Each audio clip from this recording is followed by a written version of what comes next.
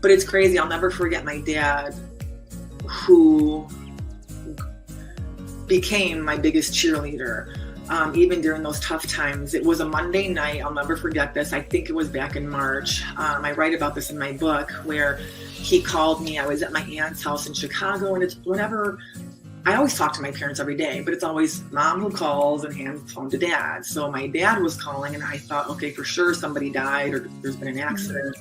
So I answered the phone. It was like 9 o'clock at night or something. And he said, I just called to tell you. Oh God, I'm gonna cry. No. He's like, that I'm proud of you. Like, I didn't think you could do it. And then that was, Monday night. So that weekend, he drove to Chicago. They were only 3 hours away. And I'm sorry. Like, he just. No, that's absolutely fine. And so he drove through a bunch of my projects and met my team, contractors, and took pictures. And ever since then, he's been my biggest cheerleader. Yeah. I was losing all that money. You know, it was my dad. That made it worthwhile. They are. So I think people's requirements. So if I'm just looking at a buy-to-let investment for a client, I've always said buy the best location and always buy the best property within that budget. But what I've seen is a trend over the last probably 18 months. So it happened pre-COVID, where landlords were looking for properties which had outside space. There were larger properties which would cater for home workers, and again, extra facilities. What I have seen is there's more of a shift now, where people were looking at places, for example, Balham, Clapham. They're moving slightly further out, although 2-3 miles down towards places like Wimbledon, which offer more green areas, but are still commutable into, the city or the West End. But they offer the best of both. So you're not out in Surrey, Sussex, Hampshire, those types of areas. They still have a high rental demand. They're still in London, but they offer more space for the same amount of money. That's a good question. I do think, especially when you're new to it, there are so many resources out there that it can really start to feel quite overwhelming. I think a good thing to start with is, again, thinking about if there's a particular tech company that you know of, or a product that you use and you think, this is really helpful to my day-to-day. So we're here to make a dent in the universe, or else why are we even doing this? I don't think I'd cut out all the fun stuff, because that to me is the fun stuff. Build that audience, because if you've got no one to sell it to, then it's just going to flop and die, and no one likes a floppy, right? I'm yet to meet a woman who just kind of grew up confidently in her body. Welcome to my podcast. I'm Nicole Bremner. Join my weekly conversations with really interesting people as I delve into the stories and experiences that make them uniquely them.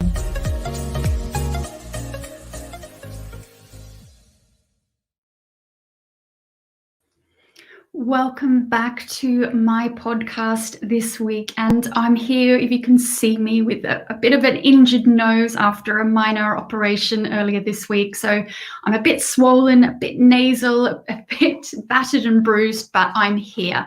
And the reason I'm here is to interview Jayne Rafter. Now, we first bonded over our love of sailing, actually, and we're going to come on to that. But first of all, I'll let you know who Jayne is. She's the co-founder and publisher of RLI, the world's only global retail and leisure magazine, established in 2004, and the Global RLI Awards, which celebrate the retail and leisure excellence on a global scale, and it's in its 15th year now. Jayne herself has over 30 years of experience in the sector and a proven track record for publishing a well-respected, high-quality magazine. In fact, I believe 20,000 copies make their way into the hands of decision makers each month. She's presented at numerous awards and conferences around the world and does a lot of public speaking. And she's a great networker with an enviable contacts list and relationships with many of the top people within the retail and leisure industry globally. So she's also has a renowned reputation internationally that's enabled her to connect with retailers, leisure operators, and entertainment concepts, potential partners, etc. And she also has her own podcast called RLI Talks, a weekly podcast with iconic retail leaders sharing interesting insights, secrets, and successes in the world of retail and leisure. And that is what we're going to talk to Jayne about today.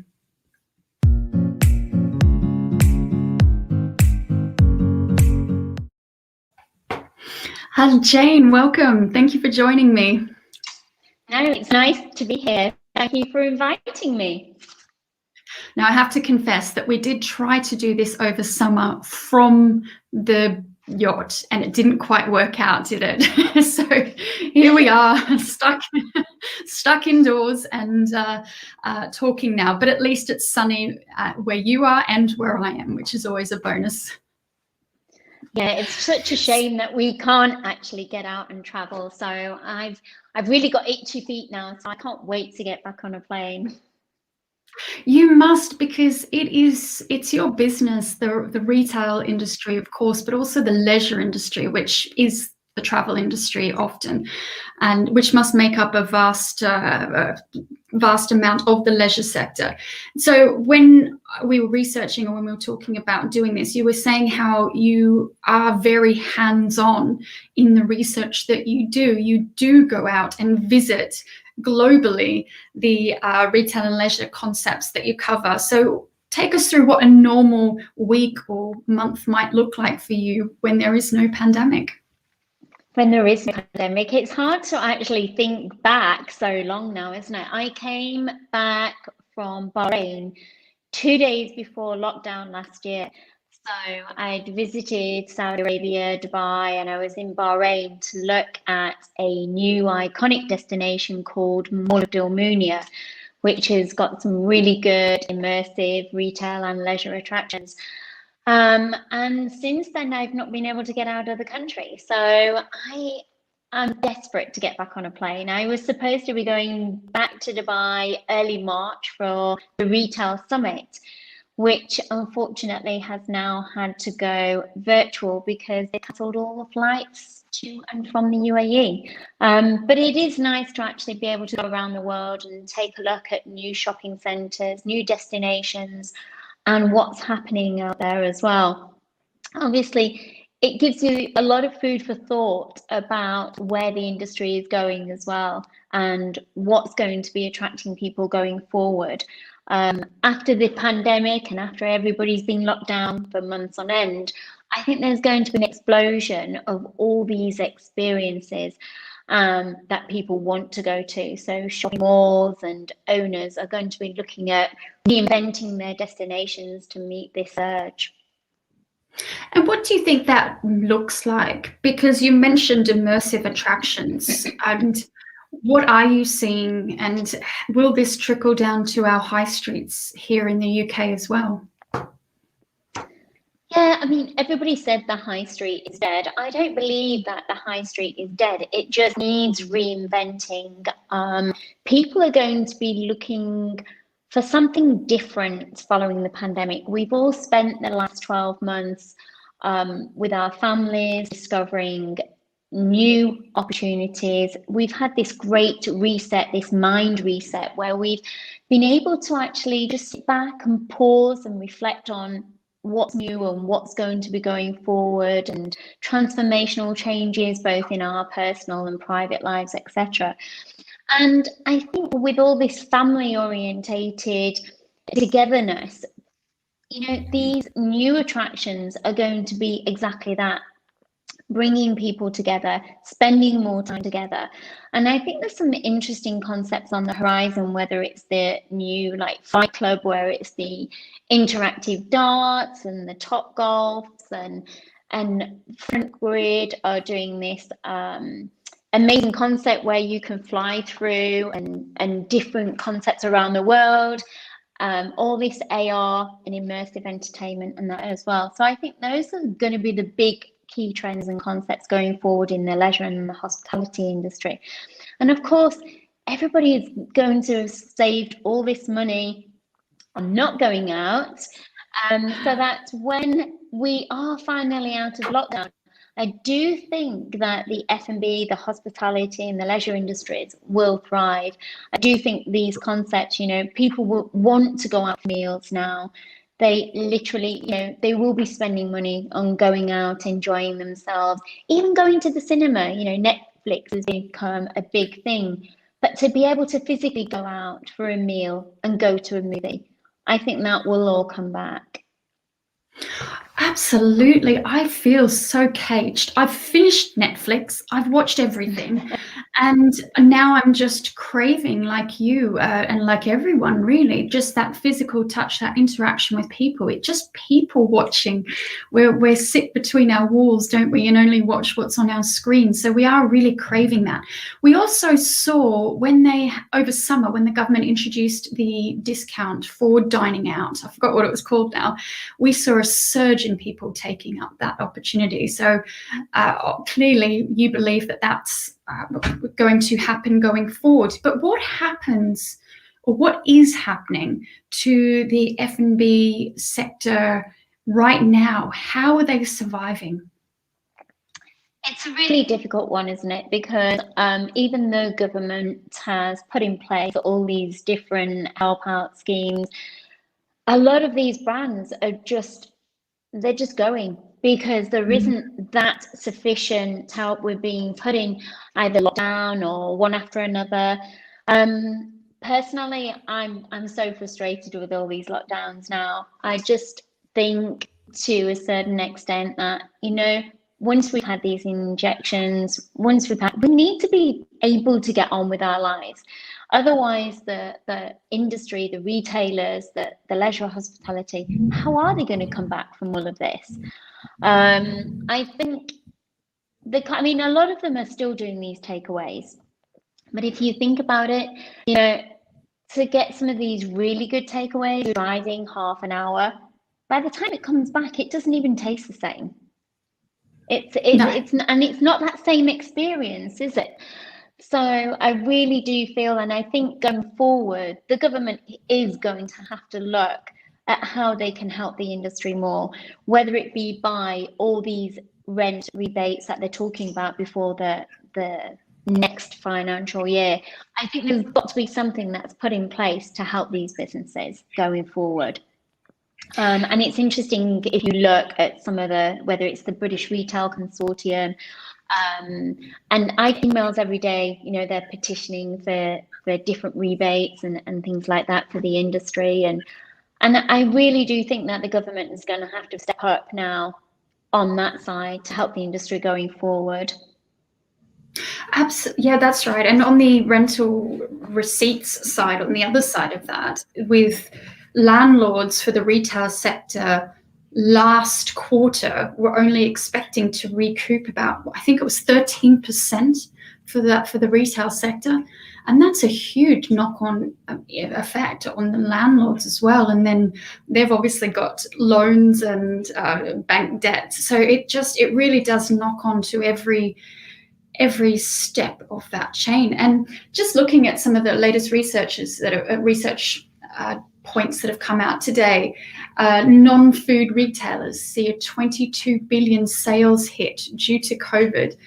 Ted Baker's Q4 sales fall 47% amid low occasion wear demand.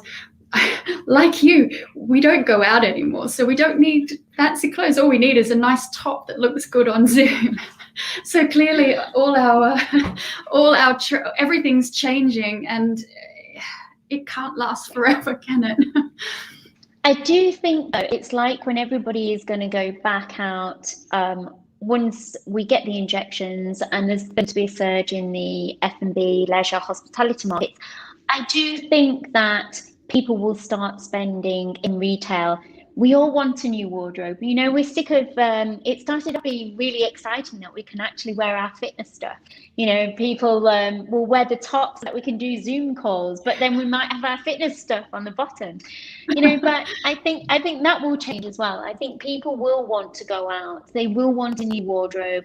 They will want to actually see some of the things that they couldn't get before. So I do expect that the retail side of that, since we're just allowed to, everybody's talking about the e-commerce platforms and the surge in online retailing. Yes, there has been a surge in online retailing, but brick and mortar isn't dead, you know, and I think that there's going to be a really good way that they can run off the back of each other and help each other. So, you know, I much prefer the physical experience. I love to go in a store to try something on. You know, up until all this happened, I very rarely shopped online.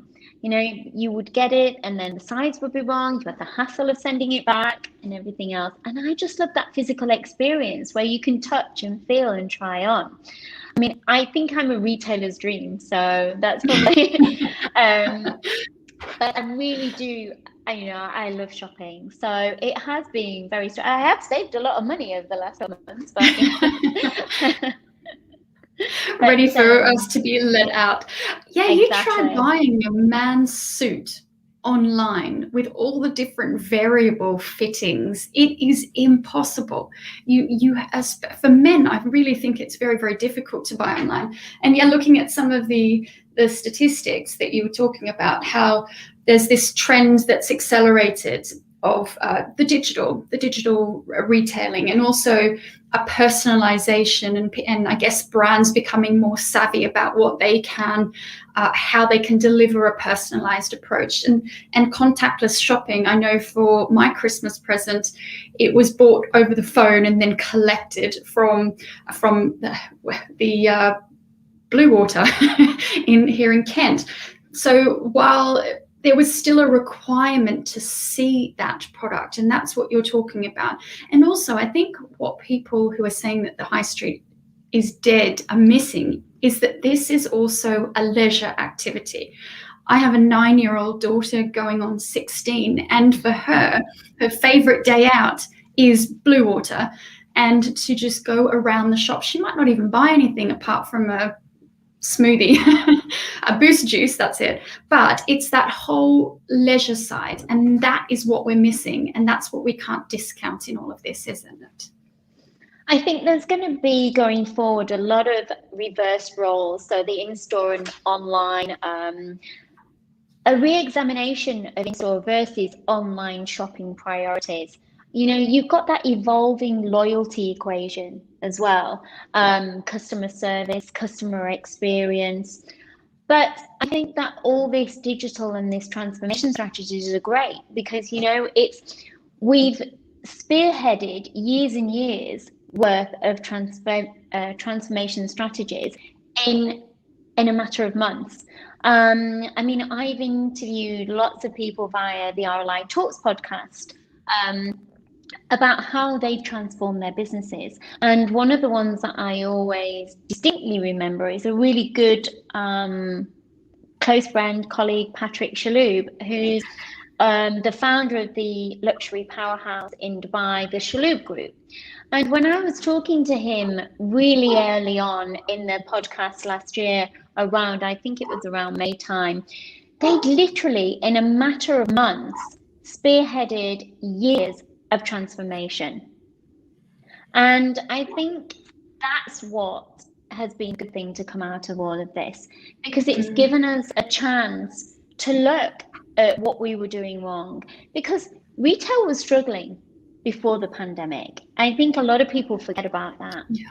There were still brands that were closing across the US, across internationally before the pandemic started. And I think the pandemic has just given us that opportunity to sit back and say, this is what is wrong with the brands, the concepts. This is where we need to push ourselves going forward. So it has got rid of a lot of brands that weren't actually going to be successful anyway. And we've got to still think about that. The pandemic isn't the cause of everything. It has spearheaded some transformational progresses. And that's a very interesting point, because with Debenhams, one of the most high-profile collapses recently, this is a brand that's been on the brink of collapse for years. And it's only just this pandemic now that has, I guess, sealed that coffin, isn't it? Yeah, it has allowed retailers to reinvent themselves. Now, obviously, with the unfortunate demise of Debenhams, I think it's difficult, isn't it? Because, I do still like to go around department stores, even though a lot of people say the department store concept is dead. I seriously don't believe that. I just believe that it needs reinvigorating. And maybe, coming up with some new innovative concepts that are going to attract people back into those places.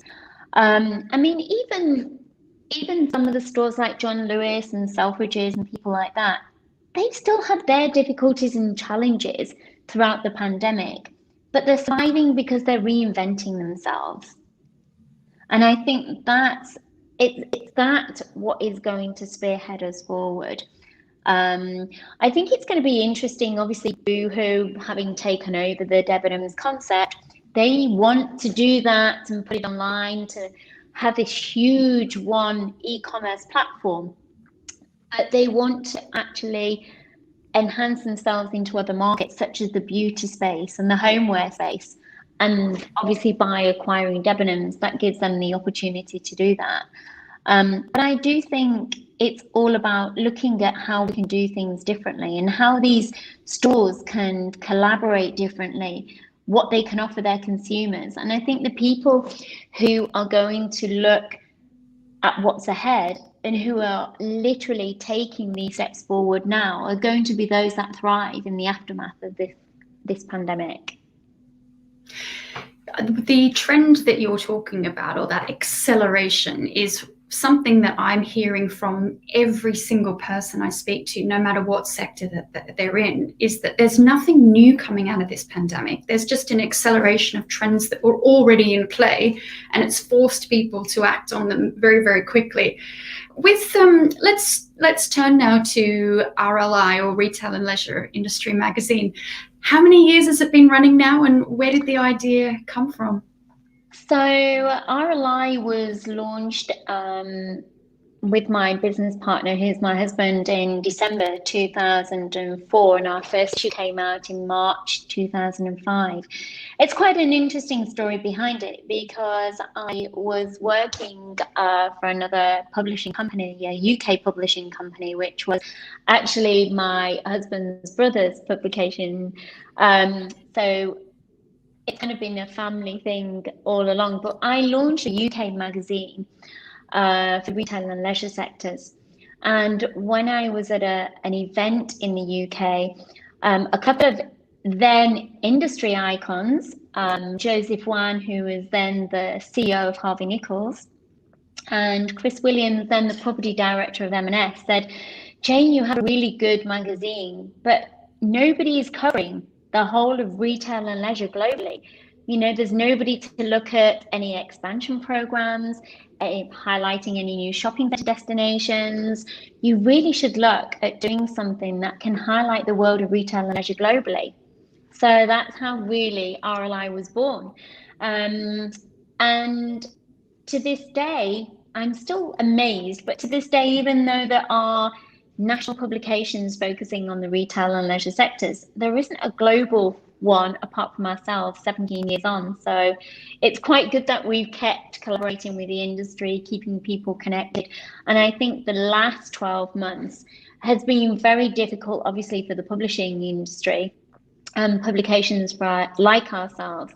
We've managed to transform ourselves from a print magazine to a digital magazine, and it's actually been very well received. As you said, we as the magazine in the print format goes out to over 20,000 named key industry professionals, the digital version goes out to 85,000 globally from our name database.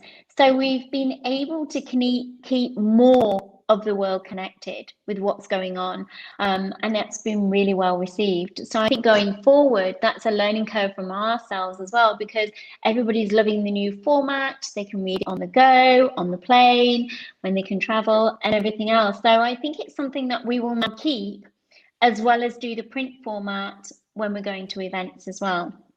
So that has been a really good learning curve for us as well. So you will keep the print, but only for, say, key dates and key events, and then just continue with the online. Definitely, because I think the digital side of it has grown exponentially, and it just attracts and reaches far more people than we could ever do in print version. But then you've got the print, because there are still markets that like that feel and the hold and to be able to pick something up, especially markets like the Middle East where we are very big. They love the fact that they can just read it and everything else. So I think the same for us as the industry as a whole. We've gone through quite a large transformational strategies, whether it's the podcast, whether it's our events.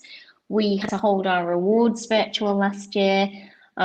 We are definitely trying to do everything in our power to hold live events this year, but we have postponed them from May until later on in the year in September. So I'm just keeping my fingers crossed that we can just physically get everybody together, because that's what people are wanting now, wanting to physically meet, physically connect, try to maintain the business relationships, the networking and everything else. And obviously so that these brands can actually expand. There are so many opportunities now for brands to actually go into markets where they couldn't necessarily go before because the real estate opportunities weren't there.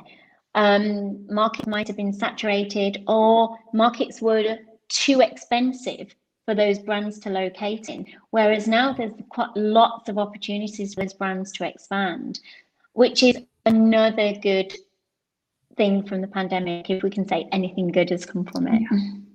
Oh, absolutely. I think that we should be celebrating what good is coming out of such a otherwise terrible situation.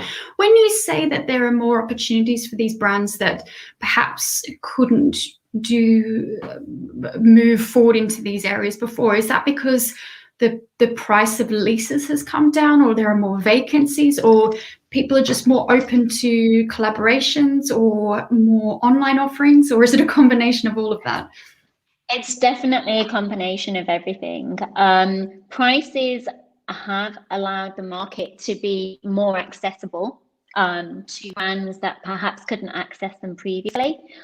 So there are, obviously, you can walk around shopping centres where some brands have gone into administration. So there's opportunities for further brands to take those places in the market as well. But landlords and shopping centre owners, more developers, they're all looking to try to reinvent their shopping centres and destinations. So they're trying to attract more innovative concepts, more unique concepts. And I think a lot of them going forward will be on the leisure and the hospitality side. So the retail will be heavily supported by activities and experiential. And I think we'll find a lot more concepts in malls on those. And I think I saw a saying, I think about a year ago, which I love, and it's the evolution from the mall to the all. Because it's not going to be just a mall anymore. It's literally going to be where you can go, have some dwell time, spend time with the family and everything else. It's not just about shopping anymore. I remember when Westfield London launched years ago, and one of the unique concepts were they had all this seating in the middle of the mall for men, because men didn't like the shopping. They wanted to sit down and read the newspapers and wait for their partners. But they don't need to do that anymore. They will be able to literally go to the mall as a family, and there'll be something for everybody. Because I think all these experiential concepts, these unique concepts, will attract a far longer dwell time.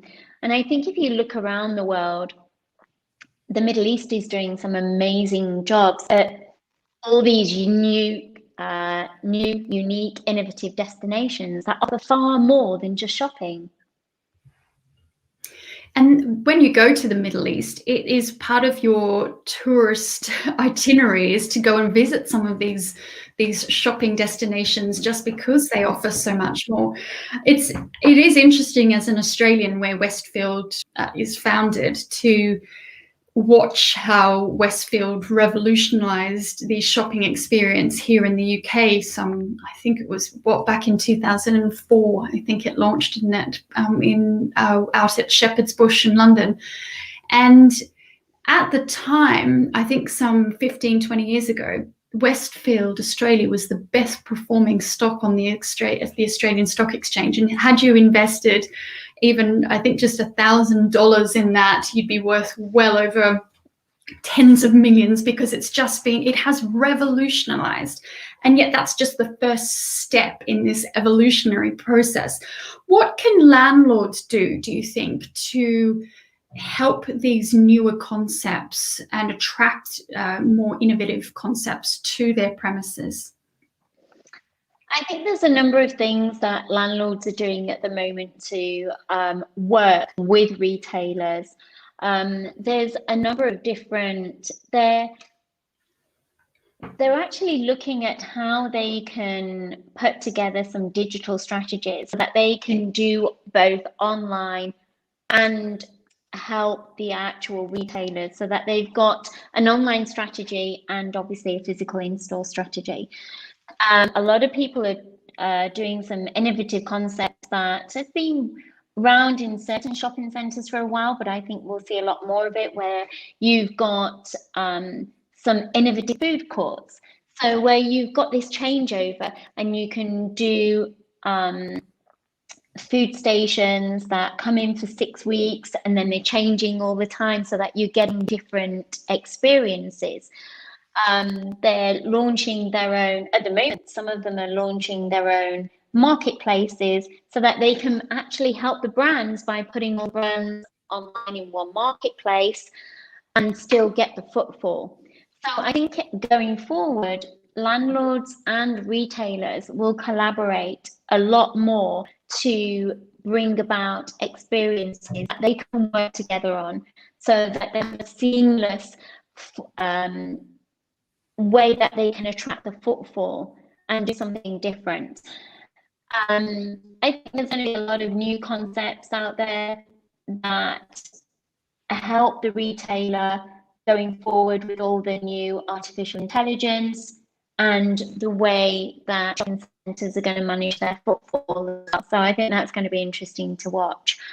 I think there's so much more opportunity now for both landlords and retailers to kind of look how they can collaborate a lot more closely. Gone are the days where it's like retailers are one side of it and landlords and the owners are another, and they charge the rents and the retailers are always saying they're charging too much rent, etc. They've got to be able to work together, because at the end of the day, the success of the retailer determines the success of the mall, and the success of the mall determines the success of the retailer. So there has to be that collaboration where they work a lot closer together, whether it's coming up with new ways that they can help each other spearhead the actual new transformational strategies that are in place. To go back to your magazine, just something that I think is quite interesting is with the digital offering. Do you feel that there's any dilution in that offering when it comes to perceived value? I know that's often a question that's leveled at magazines when they do switch to a digital format. I personally, if I may, I like both, because I like to be able to pick up a physical at times and switch off my phone, and it's my break. But then I do like the convenience of having things online and be able to read on the go. What is your experience in that? I mean, I've always been one for face-to-face and picking up a magazine, etc., like you say. But I think I can't remember the last time I physically went out and bought a magazine. Years ago, I would buy OK or Hello magazine and Vogue and all those. And I cannot remember the last time I went out and bought a physical copy of a magazine to actually look at. We spend so much time now on our iPads, on our phones, on our computers, and everything is just far more accessible. when we started the transformation progress and just literally did the first digital copy, which was last May, we expected it to be for 3 months. We actually then expected to go back to print. But with all the various lockdowns and everything else around the world, it wasn't feasible because nobody was in the office. So there was no point in us sending a copy out internationally when nobody was going to be in the office to receive it. So it's extended the digital format, but then we do get inundated every month with people saying, loving the new digital format and these new readers every month. We do a lot of marketing by e-marketing, but we do a lot of newsletters and everything else, LinkedIn. So we get a lot of people literally sharing their views with us. And the digital one seems to have been really good. And it's a far wider reach. We could possibly send out 85,000 print copies every month. So we're reaching a far wider audience and getting traction now from a lot further afield, whether that be Australia, New Zealand, China, and it gives that opportunity for people to engage with a lot more as well.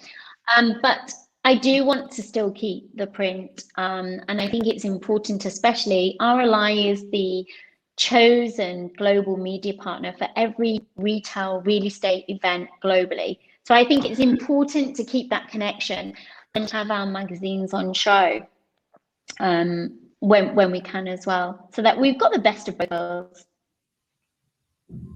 Yeah, it's that instant engagement that's just so valuable with a digital format, and for people to be able to share and comment on the stories that really resonate with them. I remember you telling me a great story about how you were on the Clipper around the world race on the first leg, and you had to also edit or time this race around the editing and launch of an edition of your magazine.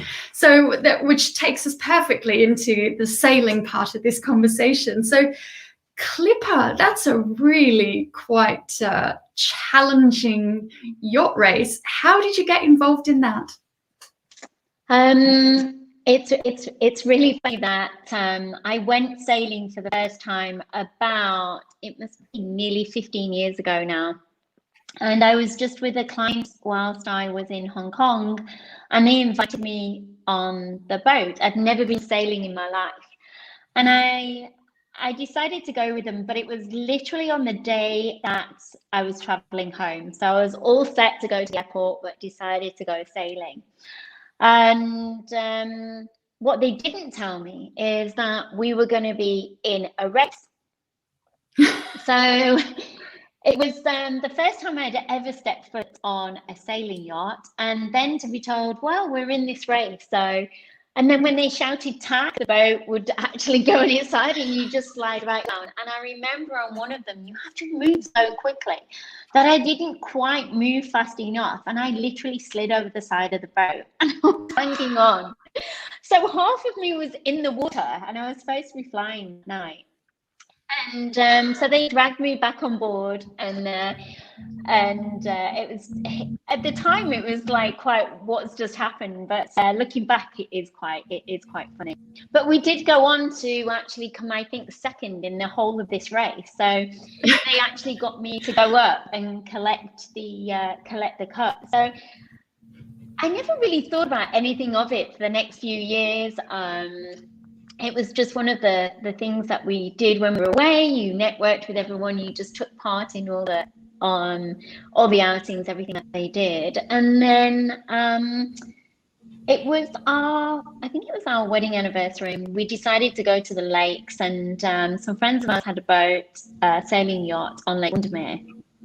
And they just said, why don't you come down and spend some time with us? So we did, and I absolutely loved it. I think it was just the feeling that when you got quite a high pressurized job, you can completely detract yourself from it, and it's like when you're sailing, you have to really focus on the actual sailing. And I think it was the first time that I hadn't even checked my emails, because I check my emails like all the time. And with us being a global magazine, I answer calls during the night. I check my emails when I need to. And sailing is one of those things that actually helps you to kind of just take yourself away from your everyday life. And I really liked it. So I decided from that day that I was going to do my RYA level 1, level 2.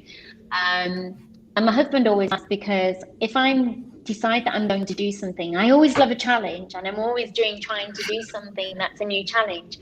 But then I'll throw myself into it, and then that's it. I have to be the best, or I have to make sure that I do everything perfect. So within a few weeks, I'd already done level 1, level 2, signed us up to do our day skip for Christmas in Gibraltar. And then we'd gone to the boat show in Southampton, and I'd seen this like challenge with the clipper, and I was like, that's what I'm going to do. And my husband's like, yeah, of course you are. I was like, no, that's what I'm going to do. And that was it. And the funny story is, we were with the boys and we sat down to get something for lunch. And I was trying to talk the boys into doing some sailing with us. And then this voice out of nowhere said, you should listen to your mum. She was really good. And it was the guy whose boat I'd been on in Hong Kong, like 13 years before. So, Wow.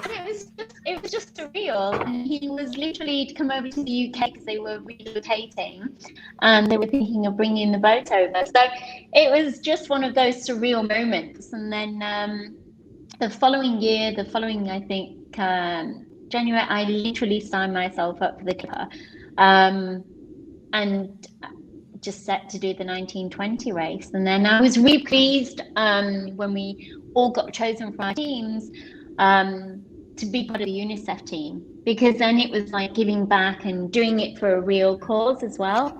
So yeah, that was quite exciting. So I chose to do leg 1. I wanted to be able to set off and have that whole kind of experience of everyone there setting off from the launch place. So we left London at the end of August in 2019, and then we sailed to Portimao in Portugal. We were there for about 6 days, getting everything ready, and then we set off for the long journey to Uruguay. It was the most amazing experience that I've done in my life. It was very challenging, but with, like I always say, even about the pandemic, with challenges and opportunities, and it gives you that opportunity to look at your life. I mean, my biggest thing was I didn't think I would be able to be detracted from my work for 6 weeks, like no emails. I check my emails all the time. It's just like I had to leave those to someone else. And as you said, magazine. So obviously, because we have a monthly magazine, I'm a bit of a control freak. So everybody in the office will kind of like say, yep. And I literally overhaul the magazine, improve the magazine before it goes to print. So any layouts, any design, everything, I literally look at it and say we need to change that or that. I think I drive them crazy, but they probably loved it when I was not here for 6 weeks. So we got to London just before I set off. I proofed the September issue. When I got to Portugal, I looked over the whole of the October issue. By the time I got to Uruguay, it was time to proof the November issue, which was going to be on show at Mapic. So I still did the magazine along the route. So it was, it was quite unusual. So you didn't completely switch off, just partially. No, I mean, it was only when we were in port that I did the magazine. So literally, whilst we were sailing and out at sea, you had no contact. And I actually really liked that. It was, we were in the middle of the ocean. You couldn't see any land around you for days or weeks, and that was it. I mean, we got towards Uruguay, and people were really emotional. as we got close to land and saw all the buildings, and then, you know, and it's like, oh my God, there's going to be real buildings, real people. And I was kind of like, I was quite sad to be getting to land, because I'd really enjoyed that time to reflect on everything else. And I did actually write a daily kind of diary and everything else about it, which I let my husband read when I got off there. But as soon as I got off, I was like, I really want to do the leg 8, which comes back at the end of the race. And I just remember my husband, I wouldn't even, because I think he swore, so, and he just said, let's just get over this one for now. But yeah, I think those were my first words to him, actually, because I think he said, I bet you're really glad to be off the boat. And I was like, not really, I really want to do leg 8. So that was quite funny. But the boats are still stuck in the Philippines as we speak. So the race hasn't resumed.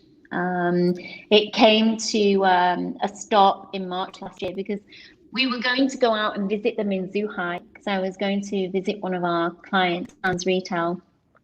And we were going to visit the boats and the team and everything else. And then that was it. They stopped in the Philippines, and we're still waiting for the race to restart. They're hoping to restart the race in August this year.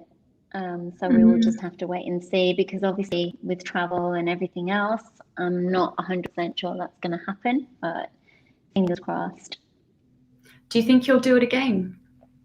I really want to do the homeward leg. I just feel like I haven't completed it. I went out with the whole team, and I just feel like I need to come back to complete my challenge. And then I get bored very easily. So I need to be thinking about the next thing that I can do as well. So, but it would be nice to kind of complete it. I think that's the kind of thing that we always do through work. I have to be doing something new all the time. And I think what's happened through the pandemic, it has given me a chance to kind of even look at our own strategies. Like we talk about everybody else transforming into all these new things and taking themselves forward. And we've done a lot of that as well, obviously with the digital, the podcast and everything else. And we just announced last week that for our March issue, we're going to be adding video advertising. So we're going to be adding videos into all our advertising and things like that. And it's just about how can you take the next steps forward. And I think it's not just with your businesses, it's with your lives as well. And I think this has made us think more about, you know, what do I want to do? I love connecting people, and have spent the last 15, 20 years connecting the developers with the retailers and the franchise partners. And that's something that I really enjoy. And that's what I want to do more of as well. And I just feel like it's important to bring this whole world of retail and leisure together. So I think as we go forward, I want to try to kind of look at how I can increase that and just basically help that. I think I'm going to have my work cut out, because look at the industry now. There's lots of connections to make. There are, and being in the position you are, having spoken at numerous conferences and arranged so many panels and being at the forefront of this international sector, you really are one of the most best positioned people to be that connector. It's interesting talking about the sailing that I'm going to be interviewing the CEO of X Yachts soon, and they had a bumper year in 2020. It was their biggest ever year, and I think, like you said so beautifully, that sailing's the only thing that really takes you away from the everyday, and that's what other people are finding as well, that it really takes you away from this. And like you, some of my most beautiful experiences in my life have been where I've got no reception whatsoever on my phone, and my phone is just useless, and I have to be completely at one with nature and the sea. And it sounds like that's the experience you have. Just a question for you on that, and I've had 2 different answers. When you're out at sea and you can't see any land and it's just you on this little sailing boat, does it make you feel like the world is a smaller place than you first thought, or does it make you feel like the world is a bigger place and you're a tiny part of it? Well, it wasn't a tiny sailing yacht, it was like 70 foot, so relatively. Yeah, so I felt that the world was a much bigger place, and there was a lot more to explore as well, because as you're sailing, you've got all this open sea around you, and you see the land in the far distance. You have no concept of where you are, and then people will actually say, you're going past these islands, and now we're going to be sailing past Rio de Janeiro, and you're like, wow. And if you think that you set off from London, and then so many weeks in, you're going past Rio de Janeiro, you're going past Brazil, it's really hard to kind of comprehend. You feel like it's smaller because how on earth did you get there? From this, where you normally take a plane to or something like that, but you're sailing in there. But no, I feel like the world is a far greater place, and I think it makes you want to explore more of it as well. Like I would love nothing but to, just get on a sailing yacht right now and just go and sail in the open seas wherever. And I keep getting emails all the time from a company called Kraken Travel, and it's like, how about your next experience in the Rolex Fastnet or on the Royal or all these, and then you're thinking, oh yeah, that would be really good. And then my husband reminds me that I have a job as well, but yeah. Oh, I'm with you. I would love nothing more. If my children were older, I would be on the boat, on Paul's boat, my partner, and just be sailing around the world, because like you, I feel the same. Though sailing for me makes me feel like I'm so small and there's so much to explore. And I think it's interesting, like what you said with Rio, sailing up towards Rio or past Rio. I remember sailing up towards Athens, and it was just this tiny little speck on the horizon. And I was thinking, Athens? I thought Athens was huge. And of course, as you get closer and closer, it becomes this sprawling metropole that it is. But it gives you such a perspective. My last question for you is talking about working with your husband, and you're also a mother of 2. You're a grandmother as well, which is amazing. And you work with your husband, and clearly successfully, because you've been working together for so many years. What do you think has made that a successful business working relationship? And have you had to put any boundaries in place so that you don't just talk about work all the time? I'll let you into a secret, which is now totally going to ruin my credibility. I've actually got 5 kids. 5? Oh my goodness. It's quite funny that when we do a lot of the, my eldest actually works with us, and my youngest actually works with us. So it's quite funny when I do a lot of the international travel with my eldest, because we've often been mistaken as my husband or whatever, and he really doesn't like that, so yeah. But getting on to the relationship, obviously business partner and etc. with my husband, we were best friends before we actually got together, so I think that's helped along the way.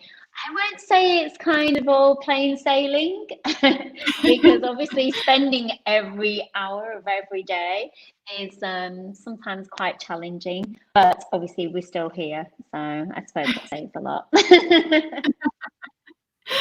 Do you have times where you just say, right, no more work talk, or is it just something that just flows naturally and you don't need to put those boundaries in place? I'm asking because I'm really curious now, living and working with my partner. It's really strange, isn't it? Because like I will go home in an evening and he will literally sit there and he can be on his iPad like looking at the news or whatever. And I can't, unless I got a Zoom or anything, I don't even touch my iPad or a computer at night, because it's like I think I'm so it's like, for me in the office environment, I don't really take any time out. So I can arrive in the morning at 7:30 and I can go home at night at 7. So I don't even normally take a lunch, or I'm literally so committed to having so much to do during a working day that I don't really get time to kind of zone out. And I think I even thought this year, I set myself some goals, like I really need to kind of like take a back seat sometimes, a lot more than what I do, or you know, delegate other things and take more time out so that I'm not working like 24 hours a day and things like that. Because I think you become so obsessed with doing it that everything that you do seems to revolve around work. Everything that you talk about revolves around work. And I think for me personally, it's really hard to switch off. Because I just feel like you live, sleep, breathe, eat, work, and everything else. That it is really hard to but I think that's when it's your own as well. When it's your own business, I think it's really hard to actually switch off, especially when you're physically involved with the clients as well. So, and your clients are having a difficult time and you're trying everything you can to help them as well. So whether that's being, you know, connecting them, talking to them and everything else, you feel like you get far more involved than just the normal everyday work to work. So I kind of feel like I don't think I would know what to do if I didn't work. Even at weekends, I can't sit down. I very rarely relax. I always have to be doing something, which actually drives him crazy. Yeah. He can like switch off and relax, and I'm like, so what we're doing, where we're going, what is this like?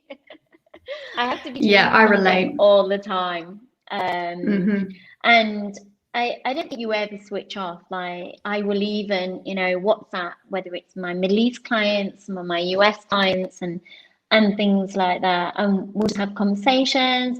I have fortnightly Zoom calls with a load of colleagues from across the US in Dubai. And we just literally, we talk about, it's not work, we talk about everything, but it's even connected. And I really like the fact that I can stay connected with the whole industry all the time. So I think that's the main thing. Whereas, we talk about work, but then we don't talk about work.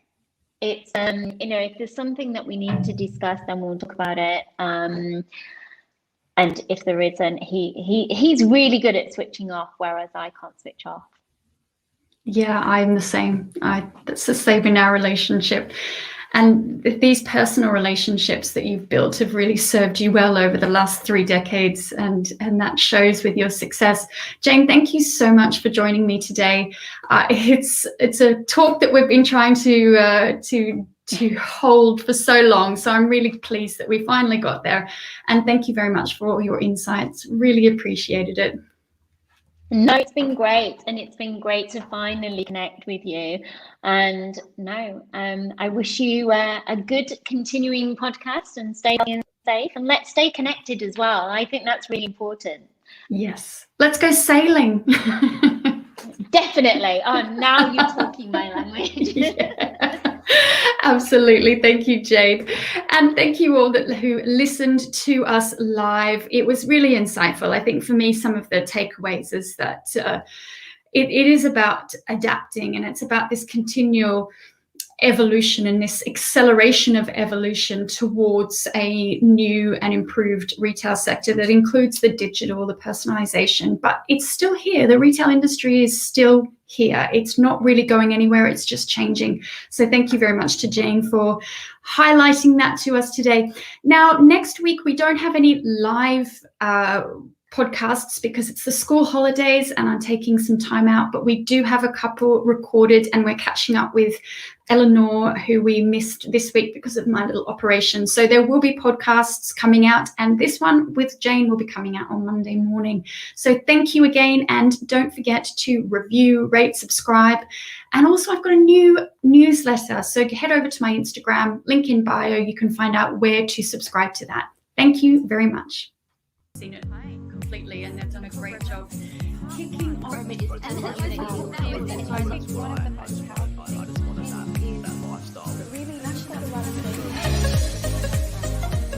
Thank you for listening. If you enjoyed this podcast, please support us with a like, comment, subscribe and share.